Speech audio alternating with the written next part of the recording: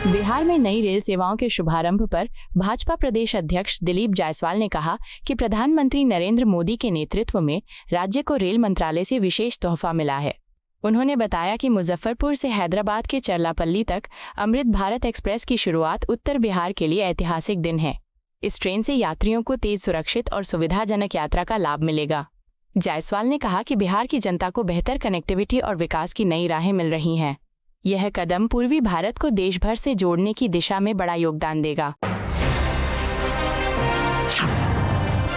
कांग्रेस बिहार अध्यक्ष राजेश कुमार ने screening committee की बैठक पर कहा कि आगामी बिहार चुनाव के संदर्भ में 3 बिंदु बेहद अहम हैं। उन्होंने स्पष्ट किया कि पहला, सीटों के बंटवारे को लेकर गठबंधन दलों में कोई गतिरोध नहीं होना चाहिए। दूसरा, सीटों का वितरण सभी सहयोगियों की भावनाओं और ताकत को ध्यान में रखते हुए होना चाहिए। तीसरा, यह प्रक्रिया जनता के हित को केंद्र में रखकर आगे बढ़ाई जानी चाहिए। राजेश कुमार ने कहा कि कांग्रेस और गठबंधन दलों की प्राथमिकता सिर्फ सत्ता नहीं बल्कि जनसेवा और मजबूत विकल्प देना है।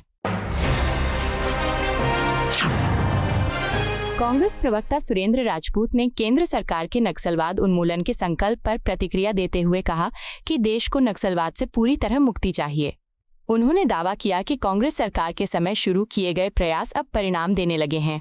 राजपूत ने जोर दिया कि नक्सल समस्या का स्थायी समाधान केवल बातचीत और जनहितकारी नीतियों से संभव है। साथ ही उन्होंने कहा कि शांति बनाए रखने के लिए राज्य की शक्ति और प्रतिबद्धता भी जरूरी है। राजपूत ने सरकार से आग्रह किया कि संवाद और विकास को प्राथमिकता देकर रास्ता निकाला जाए।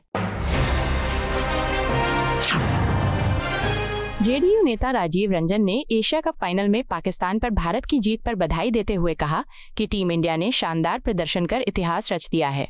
उन्होंने कहा कि इस टूर्नामेंट में भारत ने पाकिस्तान को लगातार तीसरी बार हराकर न केवल खेल जगत में अपना दबदबा दिखाया है बल्कि यह संदेश भी दिया है कि हम आतंकवाद का समर्थन करने वाले देश के खिलाफ मजबूती से खड़े हैं। राजीव रंजन ने खिलाड़ियों के जज्बे की सराहना करते हुए इसे पूरे देश के लिए गर्व का पल बताया और टीम को शुभकामनाएं दी। इंदौर में एशिया कप फाइनल में पाकिस्तान पर भारत की जीत पर प्रतिक्रिया देते हुए मध्य प्रदेश के मुख्यमंत्री मोहन यादव ने कहा कि भारतीय टीम ने योद्धा की तरह खेलकर नए भारत की तस्वीर पेश की है। उन्होंने बताया कि प्रधानमंत्री नरेंद्र मोदी ने भी इस जीत को ऑपरेशन सिंदूर की मिसाल बताते हुए टीम की सराहना की है। मोहन यादव ने कहा कि क्रिकेट खिलाड़ियों ने देशभक्ति दिखाते हुए सेना में योगदान देने का संकल्प लिया है और ट्रॉफी लेने में भी अपनी गरिमा कायम रखी। उन्होंने कहा कि हमें अपने जाबांज खिलाड़ियों पर गर्व है। दिल्ली के मंत्री आशीष सूद ने एशिया कप फाइनल में भारत की ऐतिहासिक जीत पर प्रतिक्रिया देते हुए कहा कि सोशल मीडिया पर चर्चाएं हो रही हैं कि पाकिस्तान ने ट्रॉफी चुरा ली थी।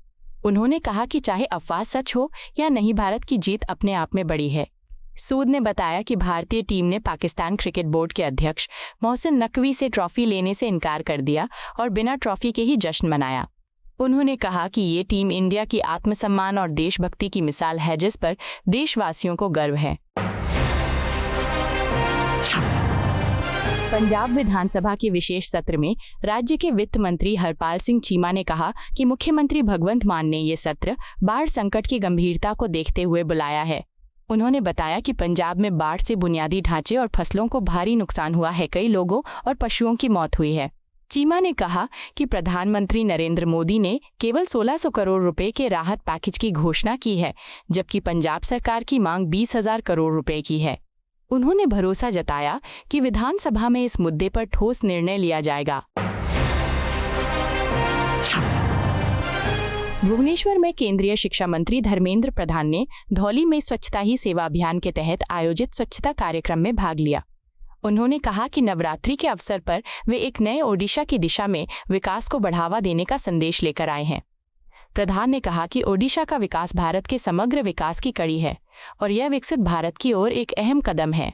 उन्होंने जोर दिया कि प्रधानमंत्री नरेंद्र मोदी की विकसित भारत और स्वच्छ भारत की योजनाएं तभी सफल होंगी जब हम अपनी सांस्कृतिक और ऐतिहासिक विरासत से जुड़े रहेंगे।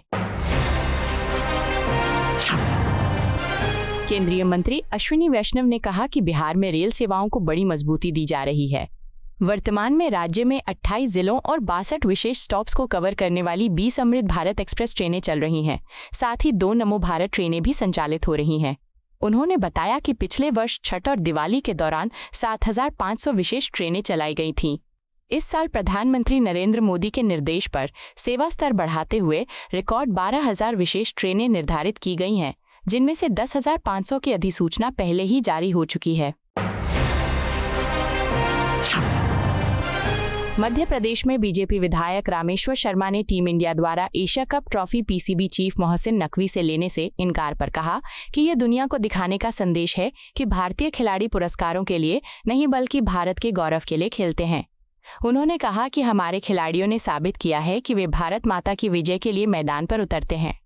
शर्मा ने बताया कि भारत पहले भी हजारों ट्रॉफियां जीत चुका है और कई बार विश्व चैंपियन बना है।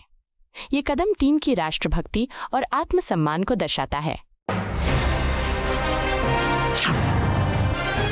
जनसुराज के संस्थापक प्रशांत किशोर ने पार्टी की आर्थिक पारदर्शिता पर बयान देते हुए कहा कि संगठन ने धन जुटाने के लिए पेशेवर शुल्क से आय प्राप्त की है। उन्होंने स्पष्ट किया कि इस आय पर पूरी तरह से जीएसटी और आयकर चुकाया गया है। इसके बाद राशि को नियमों के अनुसार पार्टी को दान किया गया। प्रशांत किशोर ने कहा कि जनसुराज साफ सुथरे और पारदर्शी वित्तीय मॉडल पर काम कर रहा है ताकि जनता के बीच भरोसा कायम किया जा सके और राजनीति में धन संचालन को लेकर सकारात्मक संदेश दिया जा सके। आपको यह वीडियो पसंद आया हो तो इसे लाइक करें, हमारे चैनल को सब्सक्राइब करें।